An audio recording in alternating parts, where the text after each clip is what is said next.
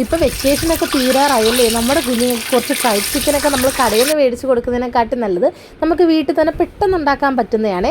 കഴുകി വൃത്തിയാക്കിയ ചിക്കനിലോട്ട് കട്ടത്തൈരും ഉപ്പും ഇഞ്ചി വെളുത്തുള്ളി പേസ്റ്റും കുറച്ച് മുളക് പൊടിയും പിന്നെ കുരുമുളക് പൊടിയും അതിലോട്ട് കുറച്ച് മസാലപ്പൊടിയും കൂടി ഇട്ട് പിന്നെ കോൺഫ്ലവറും കൂടി ഇട്ട് നമുക്ക് നന്നായിട്ട് കൈവച്ച് തന്നെ മിക്സ് ചെയ്യണേ. കൈവച്ച് നന്നായിട്ട് മിക്സ് ചെയ്തിട്ട് ഒരു 2 മണിക്കൂർ റെസ്റ്റ് ചെയ്യാനായിട്ട് മാറ്റി വെക്കാവേ.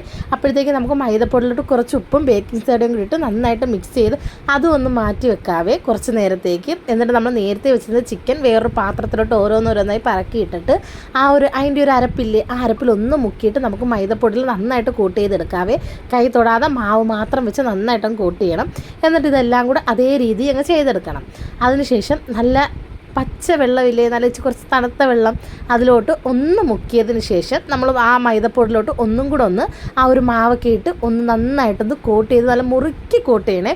എന്നിട്ട് ഒന്ന് കുടയണം കേട്ടോ. കുടയുമ്പോഴത്തേക്ക് ആ ക്രിസ്മസ് ഒക്കെ ഇങ്ങനെ തെളിഞ്ഞ് വരും. അതിനുശേഷം നന്നായിട്ട് ചൂടായ വെളിച്ചെണ്ണയിലോട്ട് ഓരോന്നോരോന്നായിട്ട് പിറക്കി അങ്ങോട്ട് ഇടണം. ആദ്യം കുറച്ച് ഫ്ലെയിം ഒന്ന് കൂട്ടി വെച്ചിട്ട് പിന്നെ ഒരു ലോ ഫ്ലെയിമിൽ വെച്ച് തന്നെ വേവിക്കണം. ഒരു 12-13 മിനിറ്റത്തേക്ക് വേവിക്കണം. അപ്പോഴത്തേക്ക് നമ്മൾ ഈ കടയിൽ നിന്നൊക്കെ വാങ്ങുന്ന കണക്കത്തെ അതിലും ടേസ്റ്റോടുകൂട്ട് എന്നാൽ അടിപൊളി ഫ്രൈഡ് ചിക്കൻ കിട്ടും. കുറച്ച് സോസൊക്കെ ഉണ്ടെങ്കിൽ അതൊക്കെ കൂട്ടി നമ്മുടെ കുഞ്ഞുങ്ങൾക്ക് വൈകുന്നേരമോ രാവിലെയൊക്കെ കൊടുത്താൽ അവർ ഭയങ്കര ഹാപ്പി ആയിരിക്കും. അപ്പോൾ എല്ലാവരും മസ്റ്റായിട്ട് ട്രൈ ചെയ്ത് നോക്കണം. Tata bye bye, see U.